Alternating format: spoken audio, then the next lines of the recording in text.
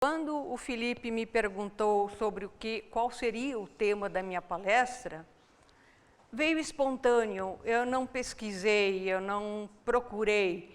Eu falei, a função do amor na evolução. Aí eu parei e falei, mas por que veio esse nome? Depois da palestra do Ariston, eu comecei a entender por que veio esse título. Porque parece que o ambiente, que o momento histórico, principalmente da nossa sociedade atual, está precisando muito de amor. E o amor é uma força incrível, que a gente não vê, mas que ela existe. O amor é como a gravidade. Ninguém vê a gravidade, todos veem o efeito da gravidade. Só que a gravidade puxa para baixo, e o amor eleva, puxa para cima. Por amor, nós ficamos extremamente felizes, exultamos, mas também sofremos, não é? Fazemos renúncias. Fazemos atos heróicos. Mas o mais importante, que é por amor que nós nos aproximamos de Deus. E o Baldi tinha um amor imenso no coração. Ele amava verdadeiramente a humanidade. E é por esse motivo que ele dedicou toda a sua vida a missão que lhe foi dada no dia de Natal de 31. Nos momentos de meditação, de reflexão, que eram muitos na vida de Ubaldi, talvez mais da metade do seu tempo ele estava em estado de meditação ou reflexão profunda. Ele conseguia transpor, superar as barreiras do ego e entrar em contato verdadeiro com o Cristo cósmico. E foi num desses momentos de reflexão profunda, desse contato maravilhoso, que ele afirma ter visto como tudo se originou. E ele escreve isso no livro O Sistema. Então ele afirma, apareceu-me Deus com uma esfera que abraça o todo, isto é, um conceito abstrato de esfera existente além do espaço, cuja superfície está no infinito. Deus está no centro e domina toda a esfera, existindo também em cada ponto seu. Fica difícil de imaginar uma esfera com a superfície no infinito. Mas é difícil explicar qualquer manifestação que se tenha num momento de meditação, naquilo que os hindus chamam de samadhi. A pessoa transpõe as barreiras do tempo e do espaço, e quando volta, não encontra palavras para explicar a experiência. Então, quando ele afirma um conceito abstrato de esfera existente além do espaço, cuja superfície está situada no infinito, não há dúvida que é difícil para imaginarmos, mas é uma tentativa. É uma tentativa de mostrar que Deus não tem limites, que Deus abrange o todo. E ele continua, olhando mais de perto,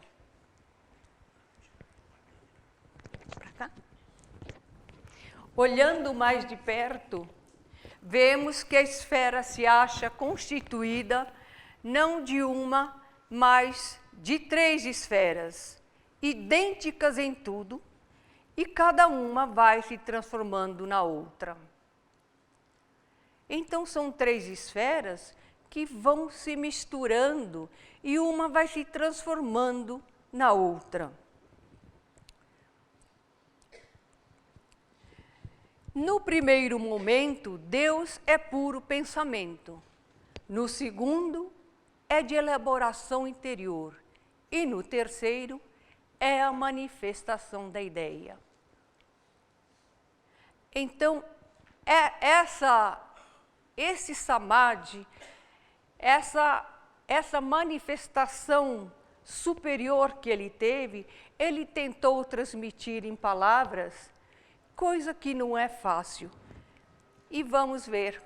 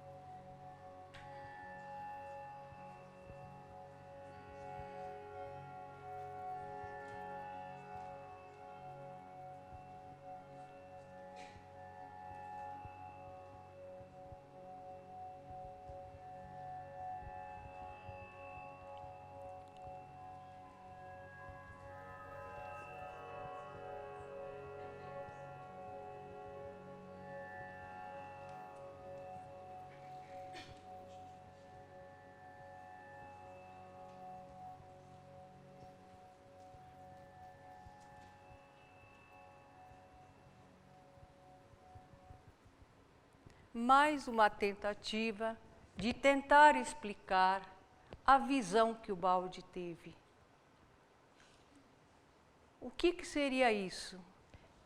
O Baldi diz, então, que apareceu Deus como uma esfera, que eram 3, que se misturavam e se tornava uma, e, a primeiro momento, era a ideia, depois a manifestação. Qual é a manifestação?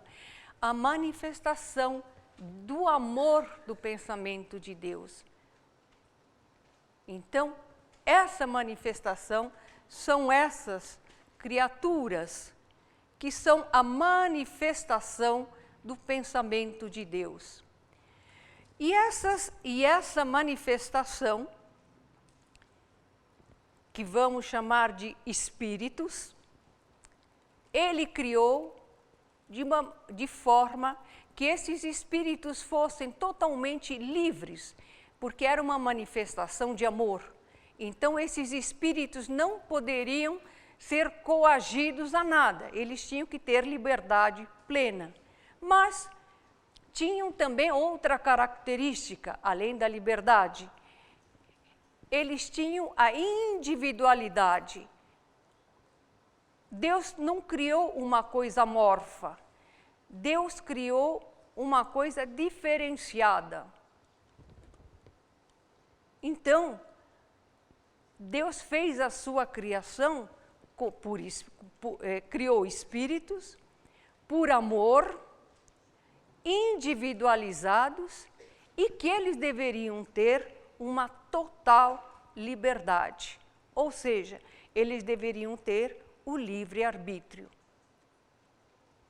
Mas acontece que esses espíritos perfeitos, porque a criação de Deus não poderia ser de outra forma a não ser perfeita, eles não tinham a potência, a sabedoria de Deus. Era uma fagulha de Deus. Então, eles eram perfeitos e eram individualizados, e eles tinham uma função. E eles eram perfeitos na sua função. Eles desconheciam uma outra função. Mas eles também tinham a liberdade. Então, eles poderiam permanecer na função que Deus lhe havia determinado ou não. E acontece que alguns desses espíritos, talvez por curiosidade ou por outro motivo, quiseram experimentar outras funções que eles desconheciam. E o que acontece então? Acontece o que sempre acontece com todos. Quando nós vamos fazer alguma coisa que desconhecemos, nós erramos. E foi isso que aconteceu. Mas a criação perfeita de Deus não poderia ter erro em absoluto. Então, esses espíritos que, por curiosidade, vamos dizer, ou por algum outro motivo, quiseram experimentar uma outra função e assim, desconhecendo essa outra função, deram origem ao erro. Esses espíritos se distanciaram do centro, se distanciaram de Deus. E são esses que estão aqui ao redor. O balde chamou os espíritos que não se afastaram de Deus, que permaneceram na sua função, chamou de o sistema. E esses espíritos que se afastaram de sua função, por curiosidade ou por algum outro motivo, fazendo com que o erro surgisse, criaram o antissistema. Mas que fique claro que esse afastamento não é a nível de distância física. Eu estou próxima dessa mesa, estou mais longe do Damas, mas o meu nível de consciência, o nível de consciência do Jorge Damas, é muito mais próximo do que o meu e dessa mesa. Então, o afastamento que se deu no sistema para o antissistema é a nível de consciência, não uma distância física. Então, as características do sistema são amor. A criação foi feita por amor, foi a manifestação do pensamento de Deus. Um pensamento de amor. Segundo, liberdade. As criaturas eram livres de permanecer na sua função ou não. Ou seja, tinham o livre arbítrio. E terceiro, a individualidade. Eu sou. Cada criatura, cada espírito tinha a sua função determinada, diferenciada, não eram todos iguais. E nós não somos partes do sistema, mas também o sistema está aqui presente. Nós fazemos parte do antissistema, mas mesmo sendo antissistema, nós temos essas características na nossa essência, porque nós somos criaturas também originadas do pensamento de Deus. Conclusão, então, o sistema é constituído pelos espíritos que não se afastaram de Deus, e o antissistema é constituído pelos espíritos que se afastaram de Deus. Repito, uma distância a nível de consciência. E essa distância, nível de consciência, é que o que fez com que, se afastando de Deus, surgisse a matéria.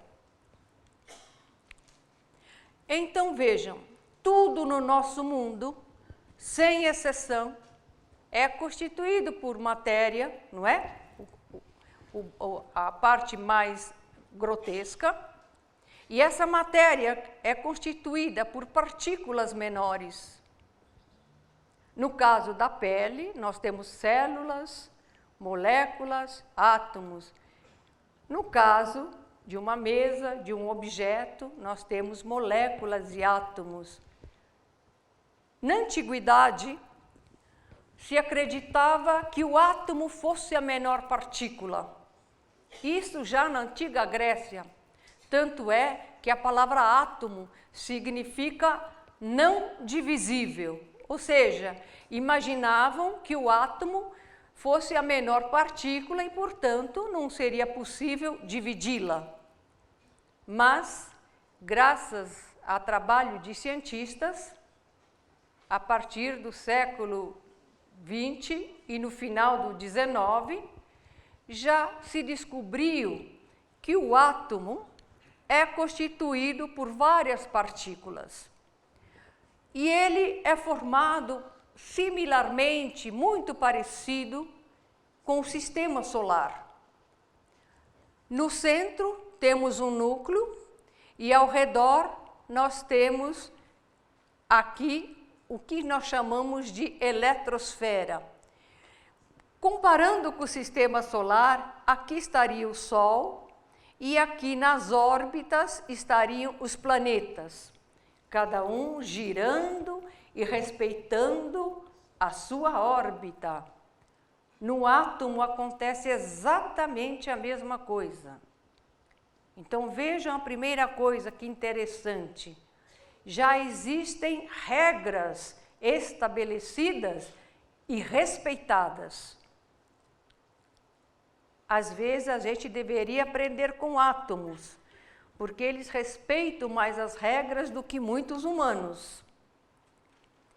No núcleo, nós temos partículas, chamadas prótons e nêutrons. E ao redor, as outras partículas bem distanciadas, 100.000 vezes mais longe, estão os elétrons. Bom, não se preocupem que eu vou falar um pouco de átomos, mas não vou dar uma aula de química. Fiquem tranquilos, em primeiro lugar. Muito bem. Os elétrons giram ao redor do núcleo, tá certo? Porque eles têm carga elétrica negativa, enquanto o núcleo tem carga elétrica positiva. Muito bem. Aqui nós temos, como eu falei no núcleo, os prótons e os nêutrons. Geralmente em quantidade igual, geralmente, nem sempre. Agora, os elétrons que giram ao redor do núcleo sempre são exatamente na mesma quantidade dos prótons. Muito bem. Cada átomo, dependendo de quantos prótons tem no seu núcleo, tem uma identidade. Então, o átomo que tem só um próton aqui é o hidrogênio. O átomo que tem 2 prótons é o hélio, e assim por diante.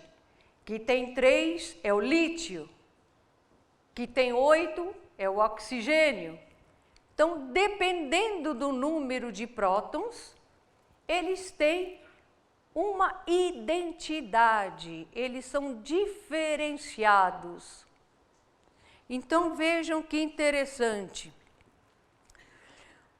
O átomo, ele tem o núcleo, tá certo? Onde nós temos os prótons e os nêutrons, e tem a eletrosfera, onde giram os elétrons, similarmente aos planetas ao redor do Sol. E o número de prótons é sempre igual ao número de elétrons. Isso em qualquer átomo. E os elétrons são distribuídos em camadas. Ou seja, todos os elétrons não giram todos juntos numa órbita. É como exatamente os planetas. O Mercúrio tem o planeta mais próximo do Sol. Depois Vênus, depois a Terra mais longe, Marte e assim por diante. Então, os elétrons também são distribuídos em camadas e cada uma só pode ter um determinado número de elétrons. Se é a primeira camada, só pode ter até 2. Na segunda, 8, na terceira, 18 e assim vai, sucessivamente. Essas camadas não são infinitas, são só 7, mas sucessivamente é uma quantidade exata de elétrons. Mas olha que interessante, gente. O átomo, para ter estabilidade, ele tem que seguir uma outra regra. Ele tem que ter 8 elétrons na última camada, ou seja, a última órbita, com exceção dos átomos hélio e hidrogênio. Todos os outros têm que ter 8 elétrons. Mas tem átomos que não têm 8 elétrons, porque eles não têm 8 prótons. Então, o que eles fazem? Eles, para adquirir estabilidade, têm que ter 8 elétrons na última camada. Eles vão se acasalar, esses átomos. Então, vejam aqui, o átomo que tem um próton só, como eu falei, é o hidrogênio. Eu sou o hidrogênio. Ele pode dizer, eu sou o hidrogênio. Aquele que tem 6 pode dizer, eu sou o carbono. O que tem 7 pode dizer, eu sou o nitrogênio. Mas vocês estão vendo que não tem 8 elétrons na última camada. E o átomo de oxigênio, que tem 8 prótons, ele tem 8 elétrons, mais 2 na primeira e 6 na segunda. O que eles fazem, então? Eles se acasalam. Eles se juntam com outros átomos para adquirir a estabilidade tão desejada. Como nós, todos nós queremos estabilidade.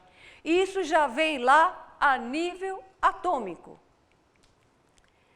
Então, vejam bem que interessante aqui. Aqui nós temos o hidrogênio, o carbono, o nitrogênio, o oxigênio. Observem que aqui um oxigênio, para adquirir estabilidade, se acasalou com outro oxigênio. Então, um empresta os elétrons para o outro e os dois vivem felizes e contentes. 8 elétrons, porque alguns elétrons fazem o trabalho para os dois.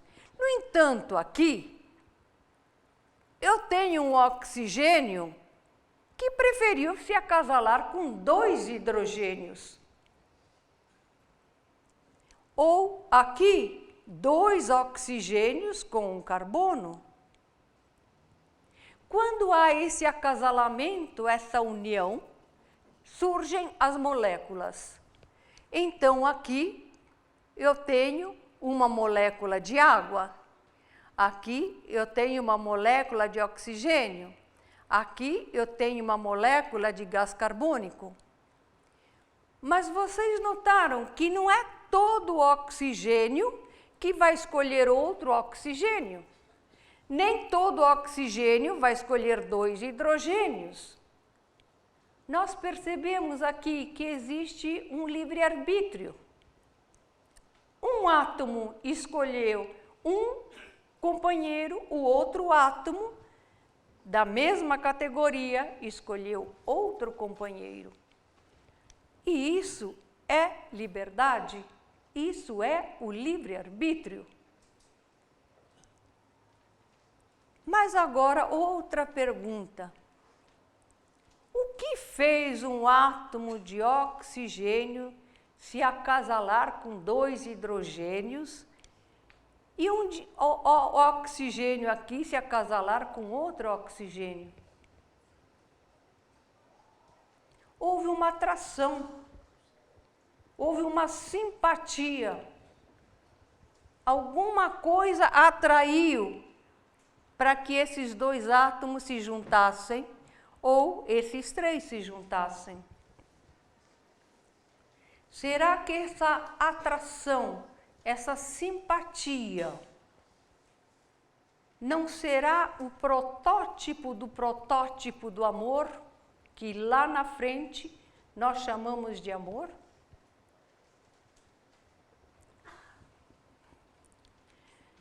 Então, vejam uma experiência que o cientista japonês, o Masaru Emoto, realizou com a água. Ele colocou a água em contato com energias de pensamento amoroso, ou de pensamento de ódio, ou de músicas diferentes. Aí ele congelou a água e fotografou os cristais que se formaram. Então vejam que interessante. Opa! Aqui, vejam que interessante. Aqui, quando a água havia sido colocada em contato com pensamentos agressivos, de ódio. Aqui, quando foi em contato com pensamentos de amor. E aqui, a água foi exposta ao som do rock heavy metal.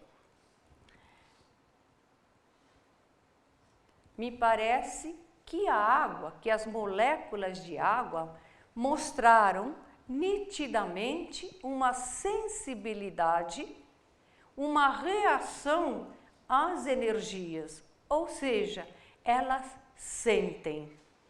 Tudo no nosso mundo sente, tudo no nosso mundo tem consciência. A consciência que tão maravilhosamente o Ariston falou. Claro que a consciência de um indivíduo é diferente da consciência de uma molécula, não há dúvida. Há uma distância enorme, evolutiva, mas não que ela não exista, ela existe. Então vejam, o amor, a diferença, a beleza do cristal que se formou. E, a meu ver, isso talvez alguém ache bonito. Na minha ideia, na minha percepção, é uma imagem muito feia. Mas o amor, então, ele está presente na nossa vida desde o nível atômico. E nós estamos falando de amor, o Ariston falou de amor. O objetivo hoje é mostrar a importância do amor, mas o que nós deparamos na nossa vida é sempre muito sofrimento. O sofrimento está presente em nossas vidas e não tem como fugir desse sofrimento. Agora, por que, se Deus é a manifestação de amor do pensamento de Deus que criou o sistema? Tudo bem que algumas partículas, que alguns espíritos se afastaram, mas foi a criação do pensamento de amor. Por que tanto sofrimento, então? Tá certo? Porque Deus também, não se esqueçam que Ele nos deu o livre-arbítrio. E o que significa o livre-arbítrio? Significa a liberdade de escolha. E quando se tem uma liberdade de escolha,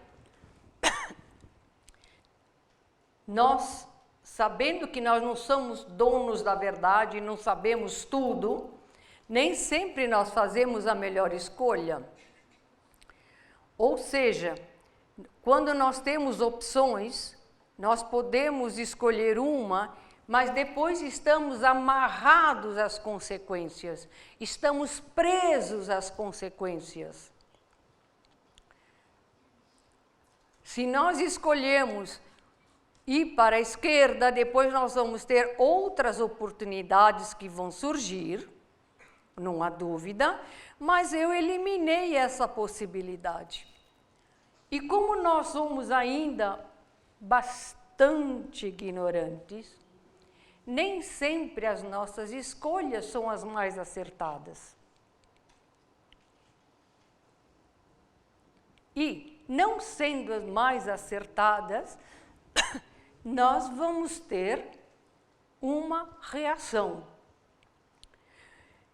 E não há dúvida, cada escolha nossa vem de mãos dadas com a responsabilidade da escolha.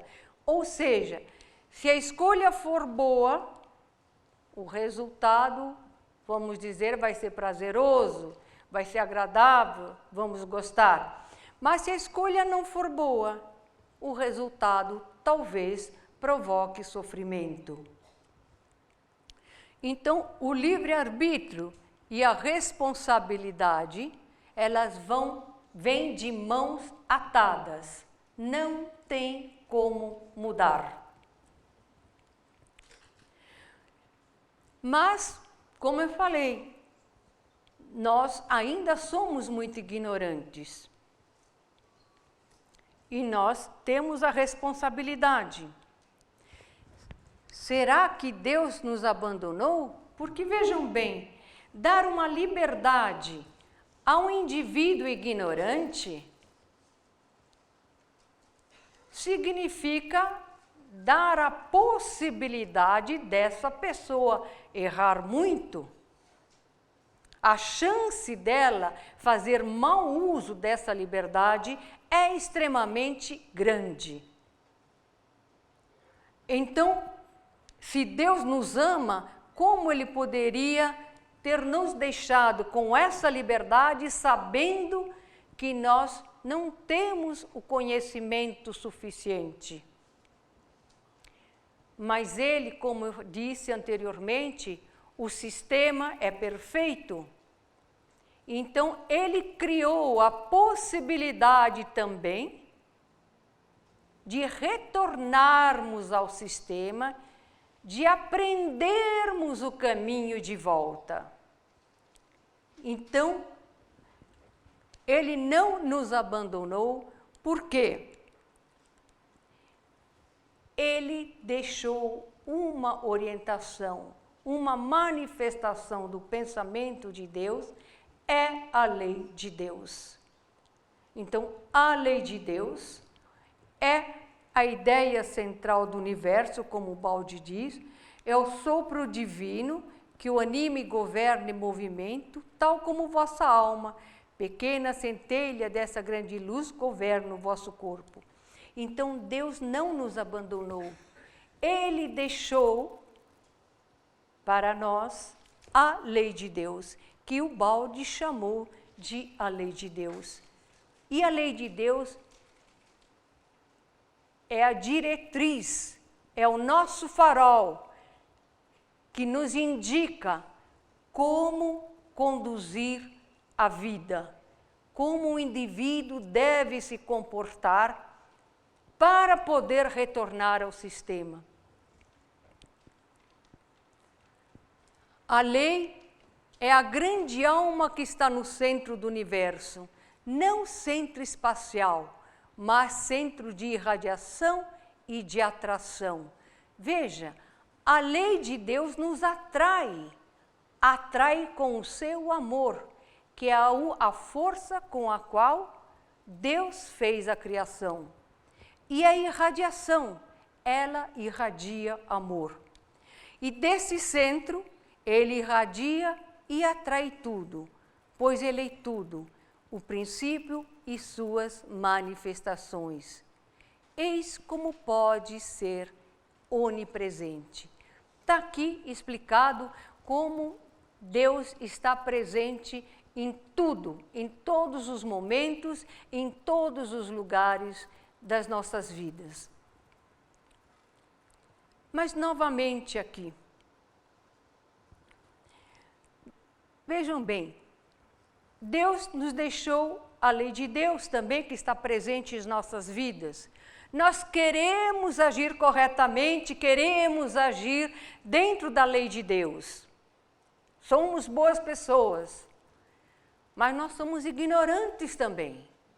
Então, como saber se erramos? Muito bem. A gente não pode esquecer que a vida do indivíduo é como uma novela. Nas novelas, cada capítulo é consequência dos capítulos anteriores e base para os capítulos seguintes. Há uma amarração entre eles. A nossa existência transcorre da mesma forma. Cada vida, cada vez que reencarnamos, é uma consequência das reencarnações anteriores e a base para a reencarnação seguinte.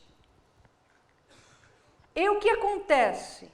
Em cada vida, nós aprendemos muitas coisas e deixamos de aprender outras.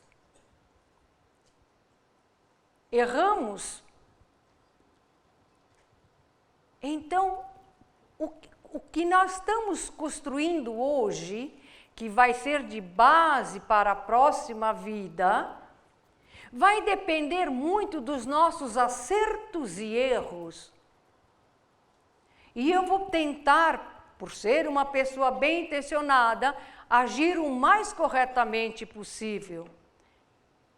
Mas por mais que eu queira ser correta e agir corretamente, em muitas ocasiões, nós erramos.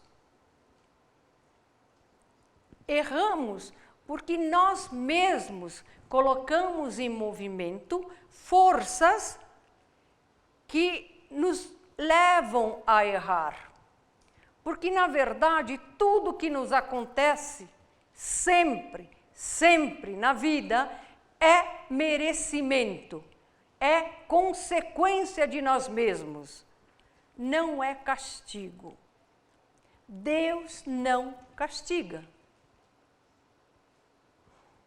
Se eu andar aqui e tropeçar, é porque eu não prestei atenção aonde eu estava andando. Não é castigo de Deus. É uma consequência natural de uma desatenção. Então, novamente, o indivíduo está bem intencionado, quer ser o melhor possível, mas a si mesmo ele erra. Então, como é que se soluciona esse problema? Surge a dor. A lei de Deus tem um método infalível para que a gente aprenda. A dor. Quando vem a dor, tá certo? Não tem como o indivíduo não parar para refletir, pensar e analisar. Então, a dor é uma função fundamental da vida e, como tal, não pode ser eliminada. Nós estamos sempre muito preocupados em eliminar a dor. Dói o dente, corremos para tomar uma Novalgina. Dói em outro lugar, bato o pé, resolvo com uma massagem ou com uma compressa.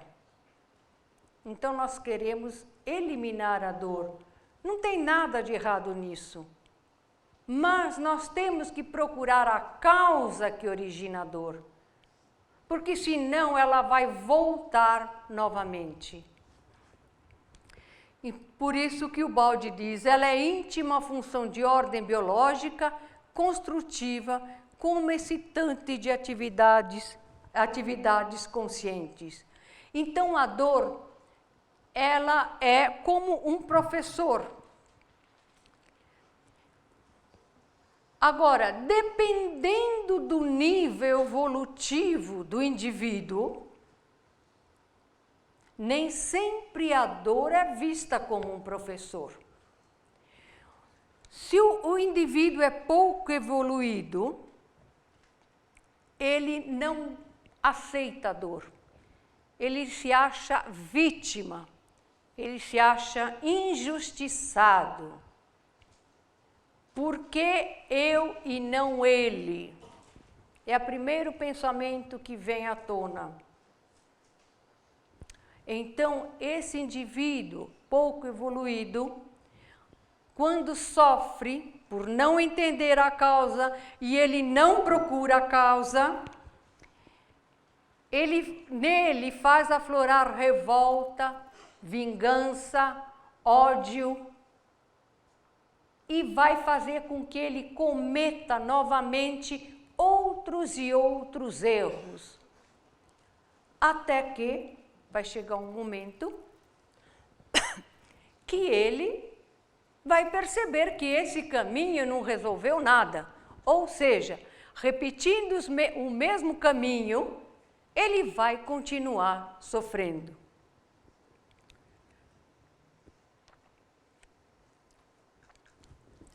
Então, o que acontece? Chega uma hora, como diz, cai a ficha.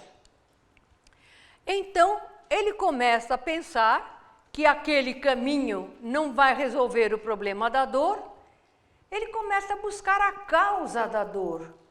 Ele não reage de imediato, ele vai buscar a causa que provocou a dor.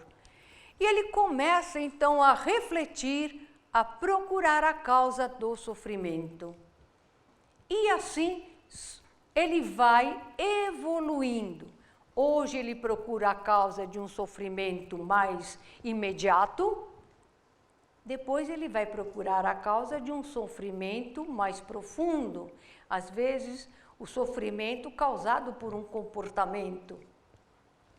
Até que os mais evoluídos veem a dor como um professor que os alerta dos erros.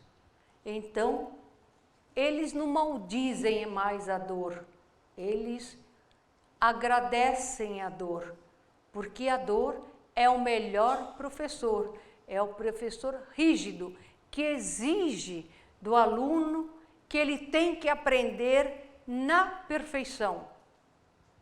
E é por isso que o Baude diz: a dor é o esforço necessário da evolução, é a essência e a razão da existência, contém o germe de uma felicidade cada vez mais alta que o homem deve conquistar.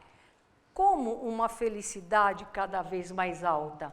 É claro, ele sofre, se já está procurando as causas da dor, ele descobre, ele encontra as causas e se propõe a não repetir o erro, essa dor vai ser eliminada e não vai voltar mais.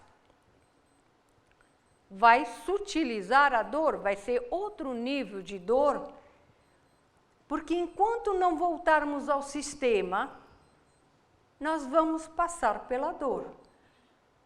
A diferença é o tipo de dor, de sofrimento. Não pensem vocês que os santos não sofriam. Indivíduos tão evoluídos que se tornaram santos, eles sofreram muito, muito, enquanto estiveram aqui encarnados. Então, a dor, enquanto estivermos nesse mundo de matéria, a dor vai estar presente. A diferença é o nível de dor.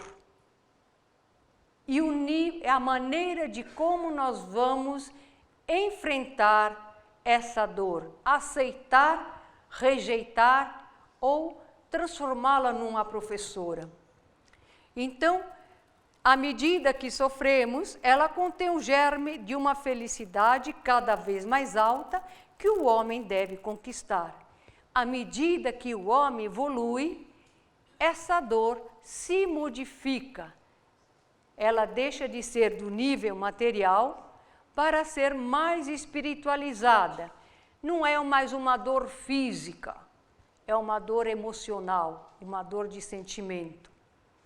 E se a dor faz a evolução anula progressivamente a dor.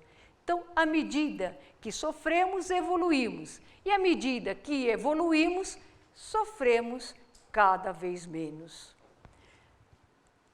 Então, bem-aventurados os que choram, porque serão consolados.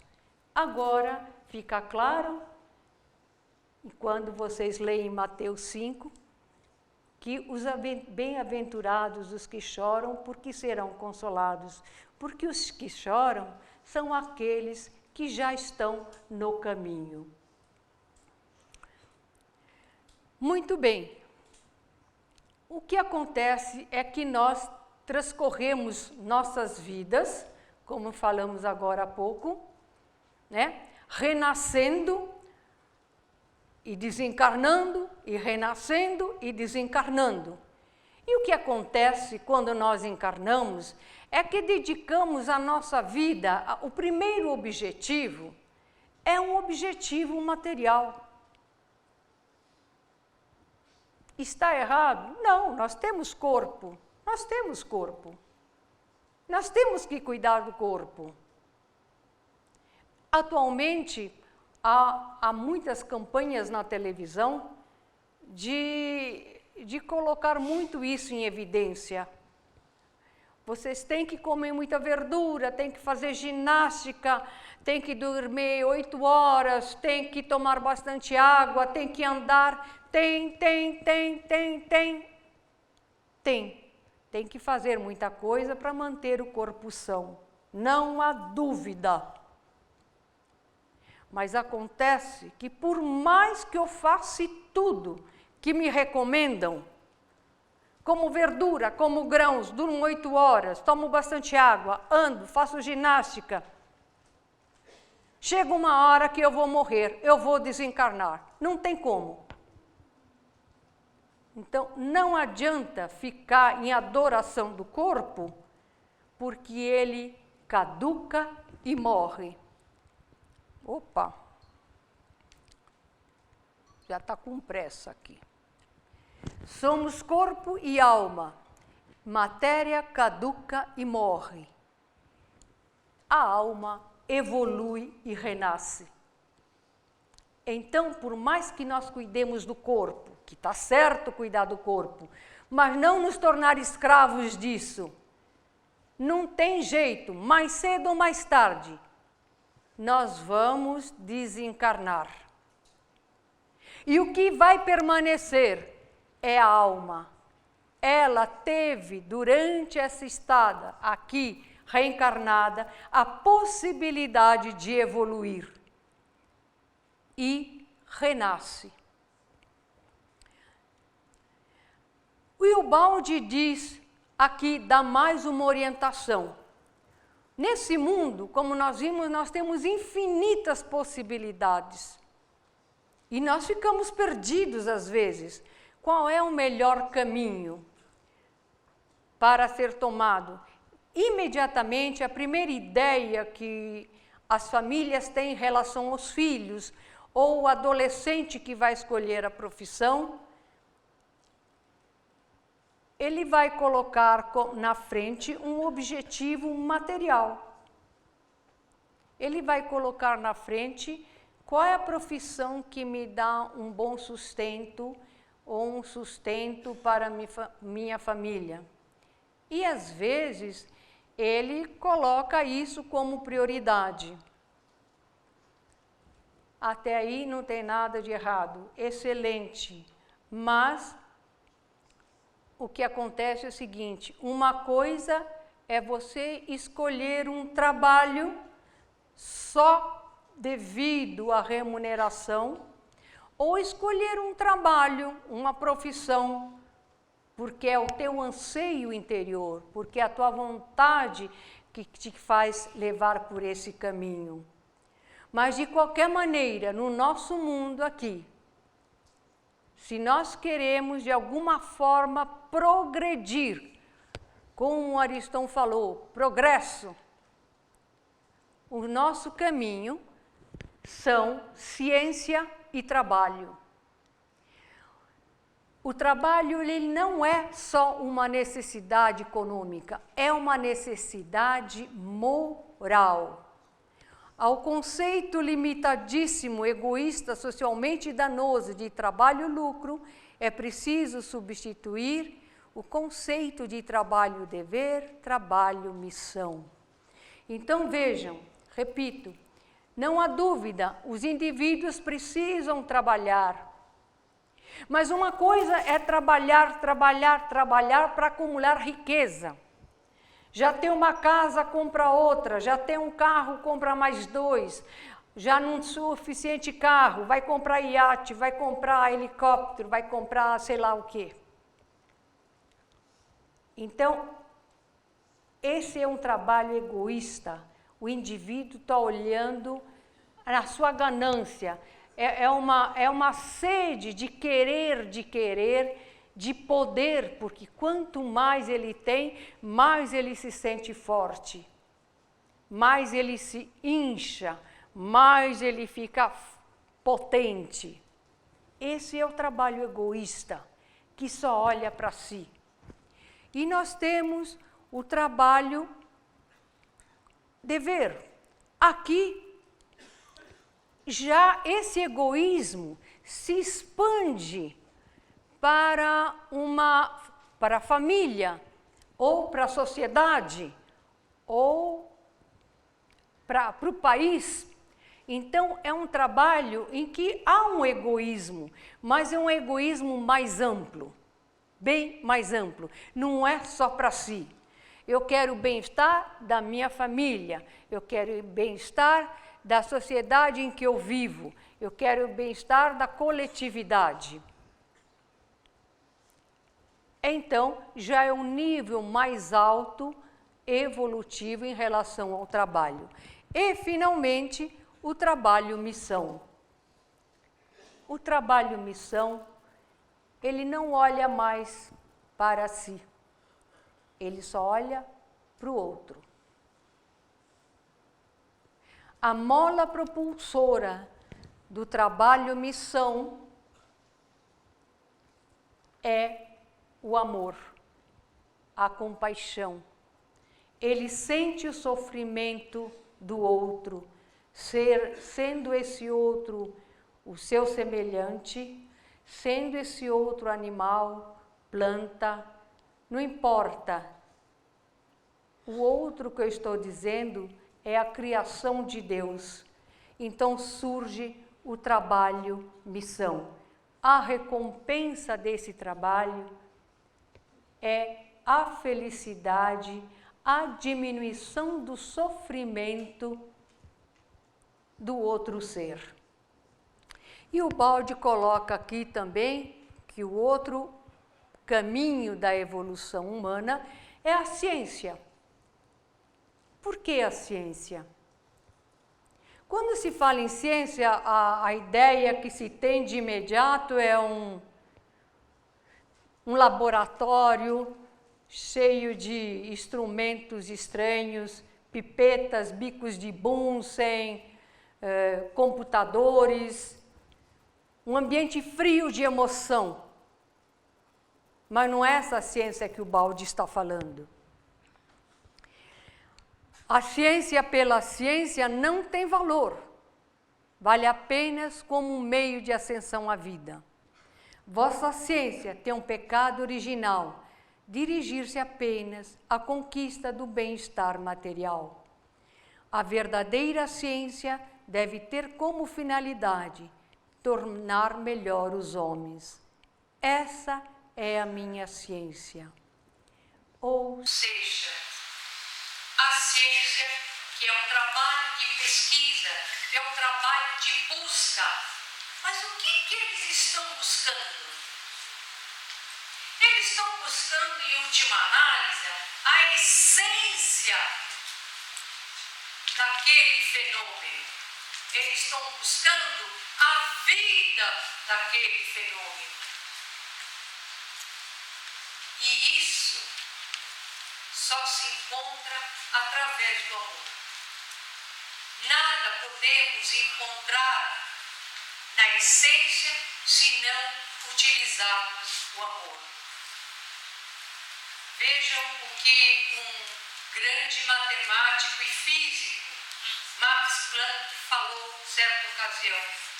Max Planck, o pai da física quântica, ele afirma o seguinte: para os crentes, Deus está no início de todas as coisas. Para o cientista, no final de toda a reflexão. Então, a gente vê que já temos cientistas que sentem a presença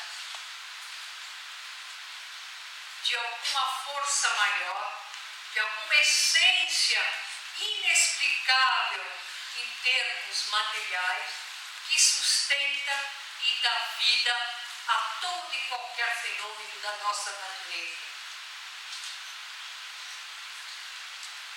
E a nossa evolução, como nós dissemos aqui, nós estamos amarrados nesse mundo ao eixo do tempo, né? Nós nascemos, passamos um período encarnados e depois desencarnamos. E nesse período nós aprendemos muitas coisas, tá certo? Nós nos educamos, nós nos civilizamos. Esse é o progresso que o querido Aristóteles falou. Nós aprendemos, nós nos educamos, nós nos aprendemos a conviver com o outro. Nós aprendemos, descobrimos uma série de coisas em relação ao universo, em relação à matéria. Então, tudo é educação. Mas o Baldi diz que chegou a hora da gente se civilizar realmente, não só na casca, mas em profundidade. Então está na hora do indivíduo não só estudar para ter um diploma e lhe dar um bom trabalho, mas está na hora do indivíduo realmente procurar a essência que dá vida e sustenta aquele fenômeno. E isso só se descobre quando tem o amor. Então, a nossa evolução, que é o retorno ao sistema, que é o retorno à casa do Pai, só será possível se em toda a nossa vida, em todos os nossos atos, o amor estiver presente. O amor é a força e a energia suprema que movimenta os astros e as galáxias. O amor é o eixo e a lei ao redor do qual gira o universo. Isso foi dito por Dante Alighieri há muitos séculos atrás. O amor é a fonte que nos une à verdade. Sem amor, não tem como nos aproximarmos da verdade, da essência das coisas, do que sustenta os fenômenos do universo. O amor, impulso fundamental da vida, força de coesão que rege todo o universo, potência divina de eterna reconstrução, encontrá-lo-emos sempre, indestrutível, em formas infinitas, em todos os níveis do ser. impulso fundamental da vida, força de coesão, que rege todo o universo. Rege todo o universo. Potência divina de eterna reconstrução. Encontrá-lo erros indestrutíveis em formas infinitas em todos os níveis do ser. Então o amor está presente em todos os níveis do ser, do átomo ao arcanjo. Nós vimos no átomo aquela atração simples, que nada mais é que talvez o início da presença do amor. E foi por amor que o balde cumpriu a sua missão. A missão que lhe foi incumbida no dia 24 de dezembro de 31, pela sua voz.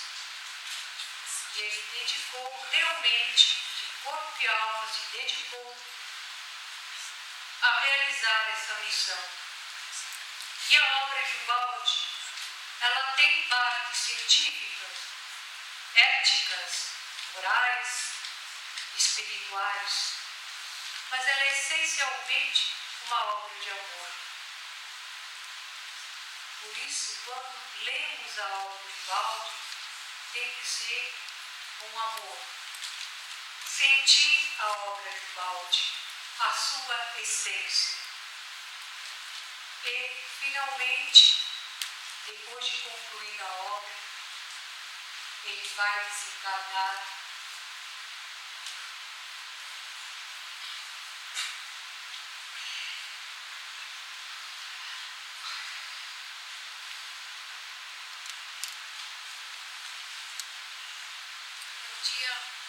no dia 29 de fevereiro de 72, às 0h30, depois de realmente ter cumprido sua missão, mas não sem a ajuda da sua filha Agnese, que no último mês ficou na cabeceira do seu leito no hospital.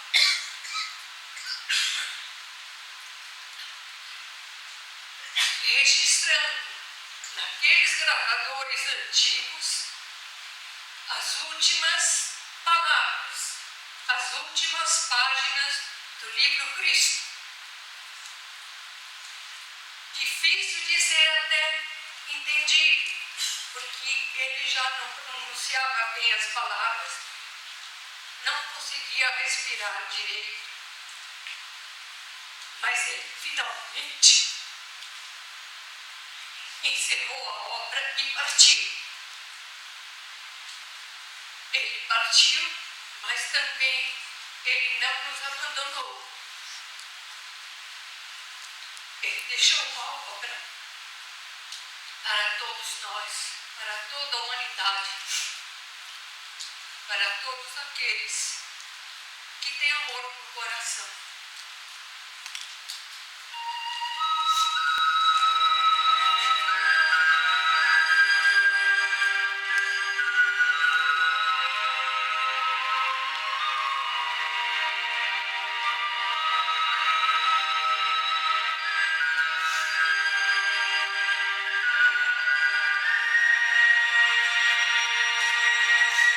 A sinfonia está escrita.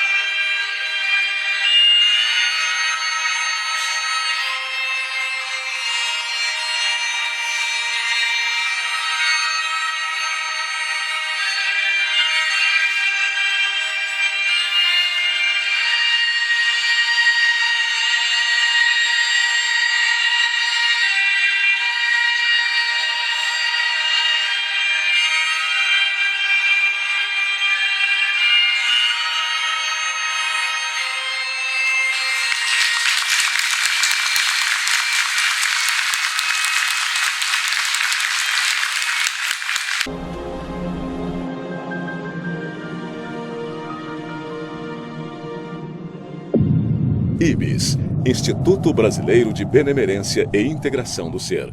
www.ibis.org